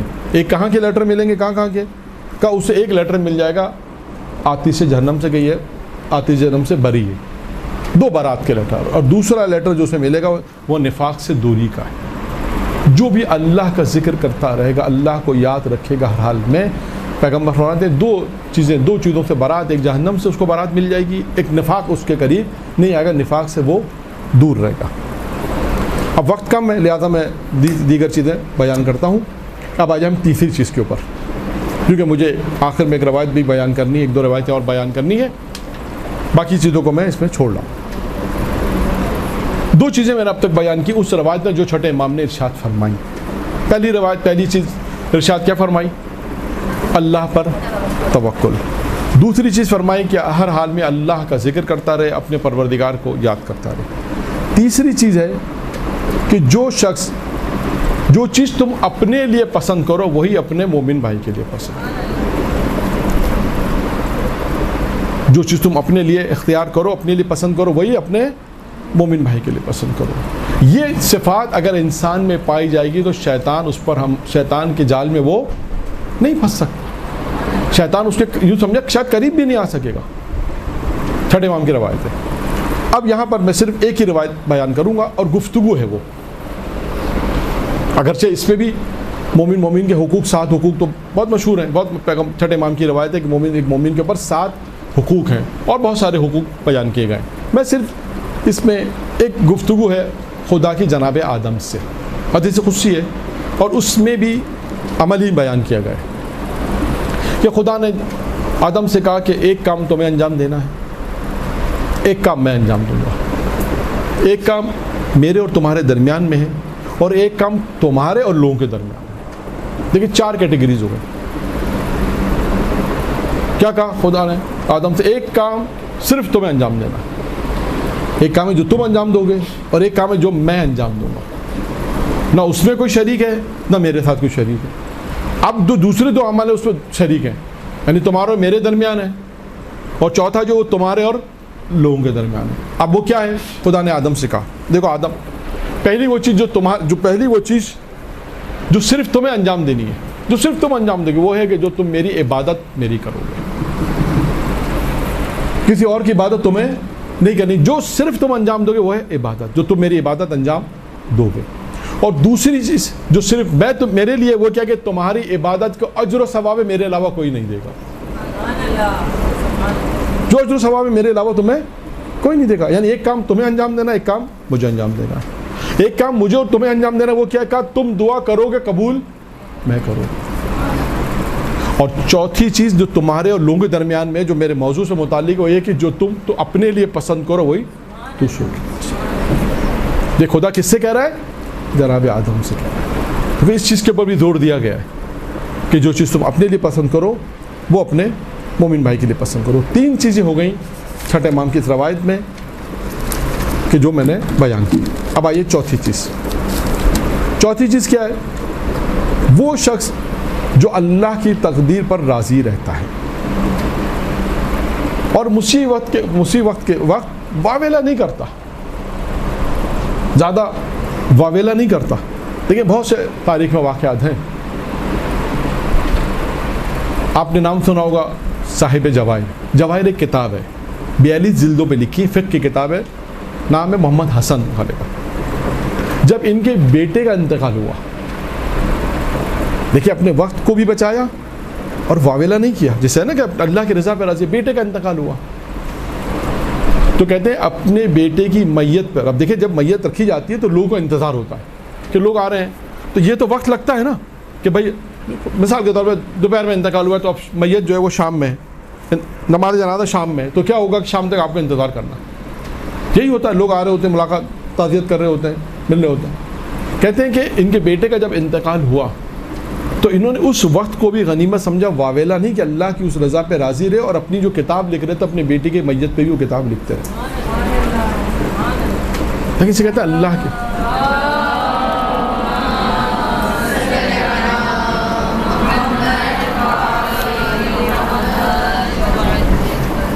علامہ مجلسی کی بیٹی زینے سے گر گئی.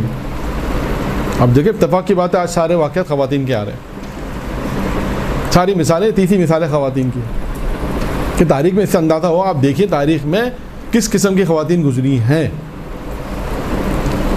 کہ جب زینے سے گری، جب چوٹ لگی تو کوئی واویلا نہیں، شور نہیں، ہنگامہ نہیں.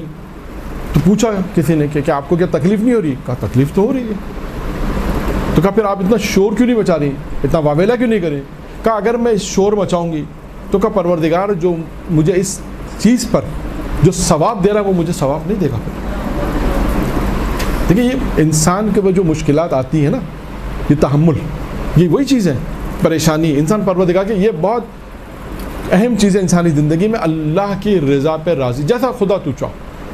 جناب ایوب کے واقعات ہیں، جناب انبیاء کے واقعات ہیں، مختلف انبیاء کے واقعات ہیں. پروردگار جیسی تیری رضا، جیسا تو چاہتا ہے ویسا. خود امیر المومنین کی مناجات میں ہے نا، پروردگارہ جیسا تو چاہتا ہے ویسا تو مجھے بنا دے. تو دیکھیے یہ ایک چیز ہے کہ انسان اللہ کی رضا پر راضی رہے. یہ چوتھی چیز ہے. اور یعنی اللہ کی رضا سے مراد ہے اگر کوئی پریشانی آئی ہے مصیبت کے وقت تو انسان واویلا نہ کرے. پانچویں اور آخری چیز، اللہ کی تقسیم پر راضی رہنا. یعنی جسے کہتے ہیں نا اللہ نے جو روزی انسان کے لیے رکھی ہے، اللہ کی تقسیم پر انسان راضی رہے. اللہ کی تقسیم پر راضی رہنے سے کیا رہا ہے؟ اللہ سے خوشنود رہے. پروردگار میں خوش ہوں تجھ سے کہ جو تو نے تقسیم کی ہے میرے لیے رضائیت کے اوپر، روزی کے لیے. کہتا اللہ نے جو روزی انسان کے لیے رکھی ہے پروردگار میں اس پر راضی ہوں. اب یہاں پر بھی ایک روایت ہے کہ انسان اللہ کی خوشنودی کیسے حاصل کرے. یہ جو انسان اللہ کی رضائیت پہ راضی رہتا ہے، یہ رضائیت بھی انسان کو حاصل ہونے کے لیے کیسے حاصل ہوگی؟ دیکھا 3 چیزیں جو اللہ کی خوشنودی اور اللہ کی رضائیت کو حاصل کریں گے. 3 چیزیں بیان کی معصوم نے. پہلی چیز ہے کثرت سے استغفار کرنا. کثرت سے انسان استغفار کرے گا تو اللہ کی رضائیت حاصل ہوگی. دوسری چیز ہے انکساری تواضع. اور تیسری چیز ہے کثرت سے صدقہ دینا. انسان کثرت سے صدقہ دے تو یہ 3 چیزیں ہیں جو پروردگار عالم کی رضائیت انسان اس سے حاصل ہوگی. انسان اللہ کی رضائیت پہ جیسے خوشنود ہوتا ہے، راضی رہے، تو کیسے راضی رہے گا؟ کون سی کوالٹیز پیدا کرے، کون سی وہ چیزیں ہیں جو اللہ کی رضائیت پہ انسان کو راضی رکھے. کہا کہ یہ 3 کام انسان اگر انجام دے گا، معصوم فرماتے ہیں، تو انسان اللہ کی رضائیت کو حاصل کرے گا. انسان کثرت سے استغفار کرے. جیسے درود کے اوپر پچھلے ہفتے بحث کی تھی ہم نے، اسی طرح استغفار پہ انسان بیٹھا استغفر اللہ ربی واتوب الیہ استغفار کرتا رہے، اپنے گناہوں کو یاد کرتا رہے. اور روایت میں کہ انسان سب سے زیادہ جس چیز سے انسان کو ڈرنا ہے وہ کیا ہے؟ انسان کے اپنے گناہ. انسان سب سے زیادہ استغفار کرے، پروردگار خداوندہ مجھ سے گناہ سرد ہوتے ہیں. اور دوسری چیزیں انکساری اور تواضع، انسان انکساری تواضع کرے. تیسری چیزیں کثرت سے صدقہ دینا. اور یہاں پر جناب لقمان نے اپنے بیٹے کو جو وصیت کی اس میں بھی ایک چیز بیان کی اور کہا کہ اللہ کی خوشنودی حاصل ہو نہیں سکتی جب تک تم اپنے نفس کی مخالفت نہ کرو. اگر تم اپنے نفس کو ناراض کرو گے تو اللہ راضی ہوگا. یہی ہے کہ انسان اپنے نفس کی مخالفت کرے گا تو اللہ راضی ہوگا. اگر اللہ کو راضی کرنا ہے تو نفس کی مخالفت، اگر نفس کو راضی کرنا ہے تو اللہ کی مخالفت پر، پھر اللہ راضی نہیں ہوگا. خوشنودی اللہ کی حاصل نہیں ہو سکتی. دو چیزیں ایک ساتھ کیسے ممکن ہے؟ ایک طرف شیطان کے یہ کام کرو اور دوسری اللہ کہتے ہیں کام نہ کرو. تو جب اللہ کو راضی رکھنا ہے تو کیا کرنا پڑے گا؟ انسان اپنی نفس کی مخالفت کرنی پڑے. جب نفس کی انسان مخالفت کرے گا تو اللہ کی خوشنودی حاصل ہوگی. یعنی چار چیزیں اس روایت میں، اور ایک چیز یہ اور ہو گئی کہ اگر اللہ کی رضایت کو حاصل کرنا ہے، اللہ کی خوشنودی کو حاصل کرنا ہے تو اپنے نفس کو ناراض کرنا پڑے گا. میں وہ جملات بیان نہیں کر رہا جس میں 12 جملے، انشاءاللہ پھر کبھی موقع ملے گا. توریت میں 12 جملے ہیں. امیر المومنین فرماتے ہیں میں صبح بھی 3 مرتبہ اور شام میں 3 مرتبہ ان 12 جملات کی تلاوت کرتا ہوں، جس میں ایک جملہ یہ ہے پروردگار اپنے بندے سے، ان 12 جملوں میں خدا اپنے بندوں سے مخاطب ہے. خدا اپنے بندوں سے مخاطب ہے. اس میں پروردگار ایک جملہ یہ کہتا ہے، خدا اپنے بندوں سے یہ کہتا ہے کہ تو اپنے نفس کو تو راضی رکھتا ہے. یعنی اس کا مطلب کیا کہ تو مجھے ناراض کرتا ہے. کہا کبھی ایسا کر لیا کر مجھے خوش رکھ، اپنے نفس کو ناراض کر لیا. کبھی ایسا بھی کر لیا کر. اگرچہ انسان کو ایسا ہی کرنا چاہیے. خدا یہ چاہ رہا ہے کہ انسان اپنے نفس کی مخالفت کرے گا تو پروردگار اس سے راضی و خوشنود ہوگا. اور وہی بات، پھر اس کا فائدہ کیا ہے؟ آئیے اس کا فائدہ بھی بیان کریں، کیونکہ ہر چیز کے فوائد ہیں دنیا کے اندر.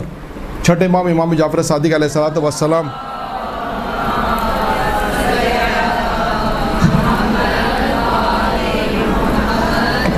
کے زمانے میں ایک شخص آیا اور آ کر اس نے لوگوں کے ذہنوں کی باتوں کو بیان کرنا شروع کیا. یعنی کیا مطلب؟ جو لوگ سوچتے تھے وہ بتا دیتا تھا. کچھ لوگ گئے، کہا میں کیا سوچ رہا ہوں، بتا دیا اس کو. اب آپ جانتی ہیں کہ اس قسم کے لوگ اگر ذرا سا معاشرے میں آ جائے تو کیا ہوتا ہے؟ لوگوں کا ایمان کمزور ہو جاتا ہے. ان کا ایمان کمزور ہوتا ہے، اس کا ایمان نہیں ہے. اس کا ایمان کمزور، اس کا ایمان کمزور ہے. یہ اپنے اگر ایمان ان کا مضبوط ہوتا تو اتنی آسانی سے وہ یقین نہ کرتے. اور چھٹے امام کے زمانے میں یہی ہوا. کچھ لوگ آئے مولا کے پاس، کہنے کا مولا اس کے تو چاہنے والے زیادہ ہو گئے، بڑھ گئے ہیں چاہنے والا. وہ لوگ ایسے لوگوں کے تو چاہنے والے بہت جلدی بڑھ جاتے ہیں. جو سوچو وہ بتا دے، جو وہ پوچھو وہ بتا دے. اور کچھ عرصے تک یہ سلسلہ چلتا رہا اور اس کے چاہنے والے بڑھتے گئے. لوگ امام کے بعد آتے رہے اور کہنے لگے مولا ایسا تو نہیں ہے کہ ایک وقت تو یہ امامت کا دعویٰ کرے. امام نے کہا نہیں کرے گا. پھر ایک مرتبہ امام نے اپنے صحابیوں کے ساتھ اس کے پاس گئے اور امام نے کہا کہ ہم نے یہ سنا ہے کہ تو جو سوچو وہ بتا دیتا ہے. کہاں؟ تو امام علیہ السلام نے اپنی مٹھی میں کچھ رکھا. کہا کہ بتا میری مٹھی میں کیا ہے. وہ سوچنے لگا. تو امام نے کہا کہ اتنی دیر کیوں لگی، کیا سوچ رہا؟ اس نے کہا مجھے معلوم ہے آپ کی مٹھی میں کیا ہے، مجھے معلوم ہے. میں تو صرف یہ سوچ رہا ہوں کہ یہ چیز آپ کے پاس آئی کہاں سے. کہ آپ کی مٹھی میں جنت کے پرندے کا انڈا ہے. مجھے معلوم ہے، میں یہ سوچ رہا ہوں کہ یہ آیا کیسے. بس میں تو یہ سوچ رہا ہوں. امام نے جب مٹھی کھولی کہا تو نے بالکل صحیح کہا. امام نے کہا بالکل تو نے صحیح کہا. اب دیکھیے، اب تک ہماری گفتگو نفس ہے نا کہ نفس کی مخالفت کیسے. امام نے اس سے سوال پوچھا کہ تیرے پاس یہ طاقت آئی کیسے. اب سنیے گا اس کا جواب. اس نے کہا کہ میرے پاس یہ طاقت آئی اپنے نفس کی مخالفت کرنے سے. میرا نفس کہتا تھا بیٹھ جا، میں کھڑا ہو جاتا تھا. میرا نفس کہتا تھا کھا، میں نہیں کھاتا تھا. میرا نفس کہتا تھا سو جا، میں نہیں سوتا. کہا میرا نفس جو کہتا تھا میں ہمیشہ اس کی مخالفت کرتا تھا تو یہ قوت میرے پاس آ گئی.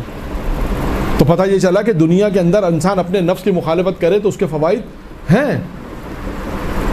اب امام نے اس کو آفر دی. کیا آفر دی؟ امام نے کہا تو اسلام قبول کر لے. سوچنے لگا. امام نے کہا کیا سوچ رہا ہے؟ اور کہا یہ بتا تیرا نفس کیا کہتا ہے؟ امام نے کہا اس نے کہا میرا نفس کہتا ہے، نفس تو مخالفت کر رہا ہے. امام نے کہا تیرا اپنا فارمولہ ہے، تیرا اپنا فارمولہ ہے کہ تو اپنے نفس کی مخالفت کی ہے تو یہ فائدہ پہنچا ہے. اب تو اگر اپنے نفس کی مخالفت کرے گا، بس نفس کہہ رہا ہے اسلام قبول نہیں کر، اور تجھے اپنے نفس کی مخالفت کرے گا تو جو فائدہ پہنچے گا یقیناً. وہ مسلمان ہو گیا، نفس کی مخالفت کی اور مسلمان ہو گیا، اور امام کے صحابیوں میں شامل ہو گئے.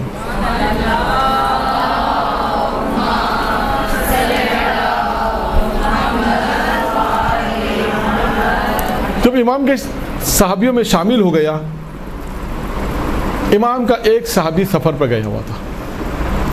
وہ آیا اور آنے کے بعد اس کو اطلاع ملی کہ بھائی یہ تو وہ شخص ہے جو سوچو بتا دیتا ہے.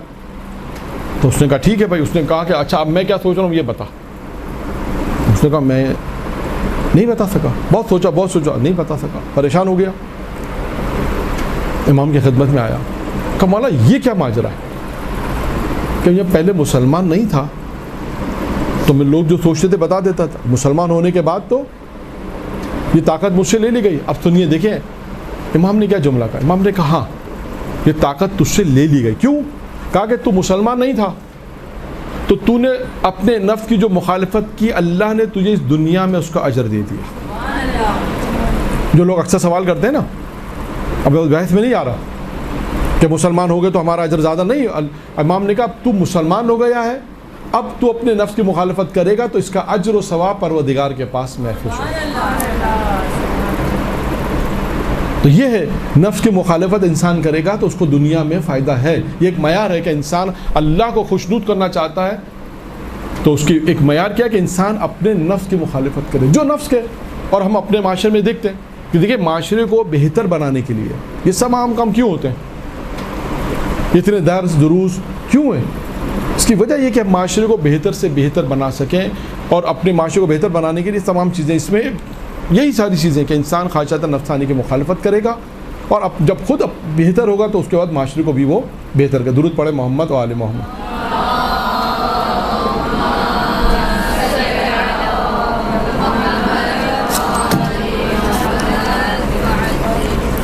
تو 5 چیزیں بیان کر دی. 5 چیزیں کیا بیان کی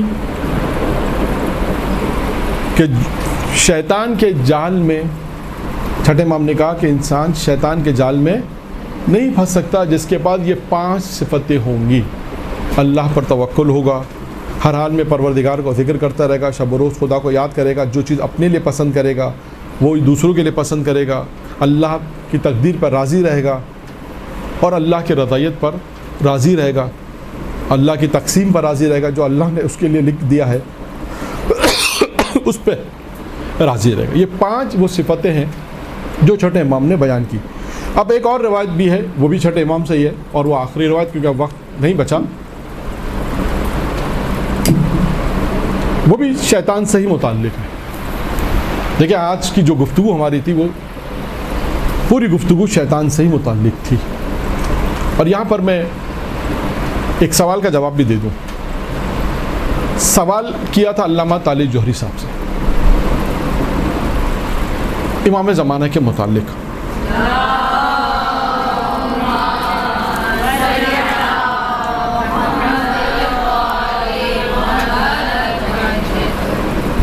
الحمرا لاہور میں روٹریم ہے، وہاں پر امام زمانہ پر ایک سیمینار تھا. اس سیمینار کا آخری سوال یہ تھا جو میں بیان کروں.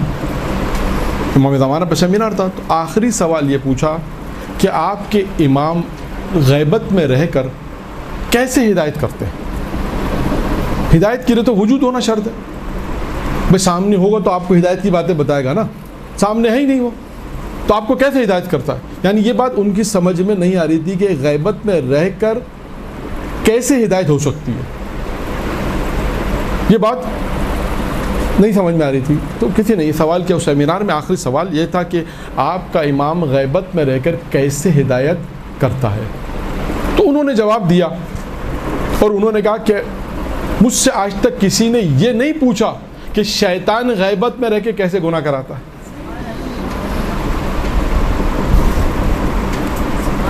آپ دیکھیے، یعنی شیطان کا ذکر آئے تو اس لیے میں نے سوال کا جواب بھی آپ کے سامنے پیش کیا. اگر کوئی امام زمانہ کے اوپر یہ اعتراض کرے کہ غیبت میں رہ کے کیسے ہدایت ہو سکتی ہے، کہ بالکل اسی طرح جیسے شیطان غیبت میں رہ کے گناہ کا سبب اسباب فراہم کرا سکتا ہے، اسی طرح امام بھی غیبت میں رہ کے انسان کی ہدایت کرتا ہے.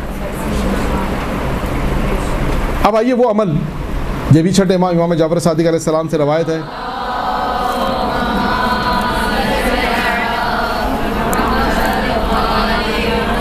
کہ وہ کون سے اعمال ہیں جو شیطان کو تکلیف پہنچاتے ہیں، یا یوں کہیے کہ شیطان کو اذیت پہنچاتے ہیں، جو بھی کہنا چاہے کہہ دیں. امام فرماتے ہیں اپنے، اور اس کے بعد امام نے اس روایت کو نقل کیا، یعنی ان کے اجداد، اپنے اجداد سے، اور ان کے وقت کا پیغمبر اسلام نے اپنے صحابیوں سے کہا کہ میں تمہیں ایسا نہیں بتاؤں، کہ ایسے عمل نہیں بتاؤں کہ جو، اگر ایسے عمل بتاؤں جو شیطان کو تم سے دور کر دے. اور شیطان کو تم سے کتنا دور کرے گا؟ جتنا مشرق سے مغرب تک کا ہے.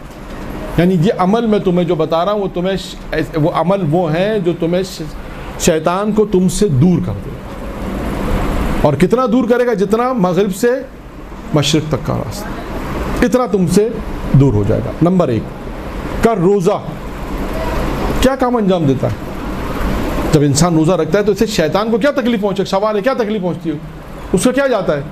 فرماتے ہیں روزہ رکھنے سے شیطان کا چہرہ سیاہ ہو جاتا ہے. انسان جب روزہ رکھتا ہے تو یہ خوش ہو کہ میں جب روزہ رکھتا ہوں تو شیطان کا چہرہ سیاہ ہو جاتا ہے. اب دیکھیں شیطان کا ذکر آئے تو آج ساری گفتگو شیطان کی، ایک اور قصہ میں بیان کرتا چلو. جناب زکریا کی گفتگو ہے، نبی خدا ہیں جناب زکریا یا یحییٰ، پہلا دونوں نبی ہیں.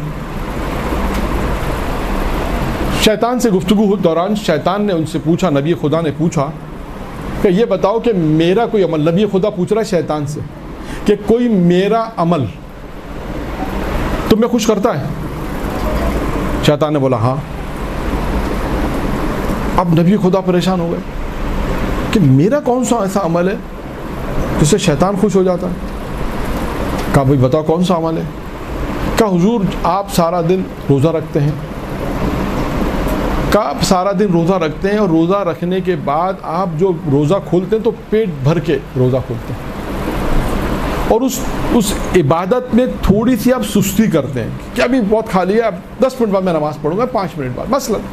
کہا یہ جو تھوڑی سی سستی ہے نا آپ کی، یہ مجھے بڑی خوش کر دیتی ہے. تو اس کے بعد نبی نے کہا کہ آج سے نبی یہ عہد کرتا ہے کہ کبھی پیٹ بھر کے نہیں کھائے گا. تو شیطان کہتا ہے میں بھی آج سے عہد کرتا ہوں. تو کہا تو کیا عہد کرتا ہے؟ کہ صحیح بات کسی کو نہیں بتاؤں گا.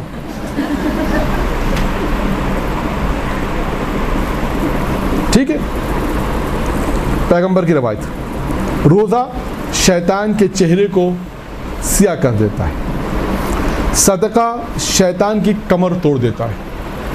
پچھلے ہفتے صدقے کی گفتگو آئی تھی کہ صدقہ اگر انسان دیتا ہے تو 5 چیزیں مالک جب صدقہ جس کے ہاتھ سے نکلتا ہے تو وہ 5 باتیں کہتا ہے.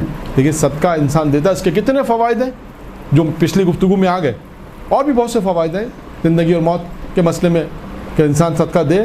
تو ایک فائدہ کیا ہے؟ صدقہ دینے کا شیطان کی کمر کو توڑ دیتا ہے. یعنی آپ سوچیں کہ انسان صدقہ دے تو شیطان کی کمر ٹوٹتی، اس لیے مال نکلتا ہے. دیکھیں مال نکلنا آسان نہیں ہے. انسان مال سے محبت کرتا ہے کہ اتنا مال میں نے کمایا، میں ایسے اس کو دے دوں رائے خدا میں. یہ تو واجب ہی نہیں، بعض اوقات مستحب صدقہ ہے، ہو سکتا ہے واجب ہو انسان مجبور ہے، چلو اللہ نے کہا ہے تو مجھے دینا ہے، خدا کا حکم مجھے دینا مجبور ہے. لیکن صدقہ آپ جا رہے ہیں راستے میں گئے، کوئی فقیر آپ نے 5 روپے 10 روپے دے دیے. یہ صدقہ جو انسان دیتا ہے اس کے بہت سے فوائد بیان ہوئے، اور صدقے میں کیا ہے؟ شیطان کی کمر توڑ دیتا ہے. اللہ کی محبت، یعنی یہ ایک عمل ہے، اللہ کی محبت میں نیک عمل میں شریک ہونا. یعنی اللہ کی محبت میں انسان جب کوئی نیک عمل کر رہا ہوتا ہے کسی کے ساتھ نیک عمل میں شریک ہو جاتا ہے اللہ کی محبت میں. دیکھیں اخلاص کے لیے آیا تھا نا کہ اللہ کے لیے کام کرو، یہ یاد رکھیے گا، اخلاص یعنی اللہ کے لیے، اللہ ہونا چاہیے ہر کام میں. انسان اپنی پوری زندگی میں ابھی سے طے کرے کام میں اللہ کے لیے کر رہا ہوں بس. دکھاوے کے لیے نہیں، ہر چیز میں اللہ کرے. انشاءاللہ پھر کبھی موقع ملے گا تو اس کا بھی فائدہ بیان کیا کہ جناب داؤد نے سوال پوچھا تھا پروردگار سے جنت میں میرا پڑوسی کون ہے، تو اس کا جواب میں یہ تھا کہ جو کام اللہ کے لیے، انسان ہر کام اللہ کے لیے کرے، ہر خدمت جو کر رہا ہے اپنے گھر کے اندر کا پروردگار کی رضایت کے لیے کر رہا، ثواب ملے گا. وہ عالم بڑے مرجع مجتہد جب دنیا سے گزرے تو ان سے پوچھا کہ آپ نے اپنی زندگی میں کوئی مکروہ کام کیا؟ تو کہا مکروہ تو چھوڑو، میں نے مباح بھی نہیں کیا. وہ پریشان ہو گیا کہ مباح نہیں کیا؟ کہا آپ اٹھنا بیٹھنا کھانا پینا یہ تو سب مباح ہے. کہا یہ سب مباح ہے؟ کہا یہ سب میں اللہ کے لیے کرتا تھا. جب اللہ کے لیے ہو جائے گا تو مستحب ہو جائے گا اور ثواب میں تبدیل ہو جائے گا.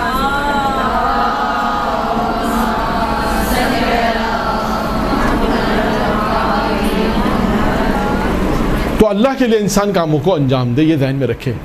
تو اس کا کیا فائدہ ہوگا؟ اللہ کے لیے، اللہ کی محبت میں نیک عمل میں شریک ہونا یہ شیطان کی نسل کو ختم کر دیتا ہے. اگر انسان یہ نیک کام کرے، اللہ کے لیے کرے، کسی کے ساتھ شریک ہو جائے، کوئی مسجد بنا رہا ہے آپ شریک ہو جائیں، کوئی ہاسپٹل بنا رہا ہے آپ جتنا شریک ہو سکتے ہیں اللہ کے لیے. بہت سارے نیک کام ہیں نا، کہیں کنواں کھدوانا انسان جتنا کر سکتا ہے. یہاں پر یہ تمام باتیں وہ ہیں کہ جو انسان ان نیک کاموں کو جتنا امکان ہے. ایک کہ میرے پاس مولانا پیسے نہیں ہے تو وہاں بحث ہی نہیں ہے. ہماری بحث وہاں پر ہے کہ جو انسان کر سکتا ہو، اور صرف مال میں نہیں، اللہ کے لیے نیک کام ہے. کوئی بھی نیک کام ہو، گھر میں خدمت ہے، مختلف خدمت انسان انجام دیتا ہے نا، کہ یہ میں اللہ کے لیے کر رہا ہوں. ابھی میں نے عرض کیا کہ اٹھنا بیٹھنا بھی اللہ کے لیے ہو جائے تو عالم کیا کہتے ہیں؟ یہ کام میں اللہ کے لیے کر رہا ہوں. میرا اٹھنا میں کھا اس لیے رہا ہوں کہ اللہ مجھے طاقت دے گا میں دین کی خدمت کروں. یہ نیت کرے. ہاں اپنی پوری زندگی اللہ کے لیے انسان انجام دے دے تو پھر دیکھو اس زندگی میں برکت بھی ہے اور اللہ کے لیے تو ثواب ہے. ہر کام اس کا بھی ثواب میں ہوگا، ثواب اس کا ملے گا. تو لہٰذا تیسری چیز ہے اللہ کی محبت میں نیک عمل میں شریک ہو. تو اگر یہ کام انجام دے گا، اس کی بہت ساری مثالیں ہیں، وقت بالکل ختم ہو گیا. تو کیا ہوگا اس عمل سے؟ کیا ہوگا؟ اس کی نسل یعنی شیطان کی نسل ختم ہو جائے. اور چوتھی اور آخری چیز جو پہلے بھی ابھی میں نے بیان کی، کہاں میں نے بیان کی تھی؟ وہ بیان کی تھی کہ انسان اللہ کی رضایت کے اوپر، اللہ کی خوشنودی کے اوپر بیان کی تھی نا. 3 چیزیں بیان کی. پہلی چیز اس میں کیا تھی؟ استغفار. یہاں پہ بھی معصوم فرماتے ہیں استغفار، اگر انسان جتنا استغفار کرے گا تو اس کا فائدہ کیا ہوگا؟ شیطان کو کیا نقصان پہنچے گا؟ معصوم فرماتے ہیں کہ اس کی رگ گردن کاٹ دی جاتی ہے، کٹ جاتی ہے. دیکھیں رگ گردن کا کیا مطلب ہے؟ انسان پھر ختم ہو جاتا ہے. یہ مین ہوتی ہے رگ گردن، انسان کی مین ہوتی ہے جس سے انسان زندہ رہتا ہے. جتنا زیادہ انسان استغفار کرے گا اس کا نقصان شیطان کو کیا پہنچے گا کہ اس کی جو رگ گردن ہے، رگ گردن جسے ہم کہتے ہیں جس سے انسان زندہ رہتا ہے، کہ وہ زندہ یہ کاٹ دی جائے گی. تو یہ 4 عمل میں نے آپ کے سامنے، ایک چھٹے امام، کیونکہ یہ شروع میں نے آپ سے کہا تھا کہ ہماری گفتگو چھٹے امام کے اقوال پر ہوگی، تو لہٰذا چھٹے امام کے واقعات بھی بیچ میں آئے، حالات مختلف واقعات بھی آئے. پہلا بھی کال میں نے چھٹے امام کی مناسبت سے جو اس گفتگو میں شروع کیا، جو 5 چیزیں جو بیان کی وہ بھی چھٹے امام کے حوالے سے تھی. یہ گفتگو بھی چھٹے امام کے حوالے سے. چھٹے امام نے فرمایا کہ انسان ان کاموں کو انجام دے گا، پیغمبر نے فرمایا تو شیطان تم سے اتنا دور ہو جائے گا جتنا مشرق سے مغرب تک دور انسان کا فاصلہ ہے. انسان کے قریب نہیں ہے کہ 4 عمل انسان انجام دے. بس اسی دعا کے ساتھ پروردگار عالم ہمیں نیک عمل کرنے کی توفیق عنایت فرمائے. وآخر دعوانا الحمدللہ رب العالمین. برحمتک یا ارحم الراحمین وصلی اللہ علی محمد وآلہ الطاہرین.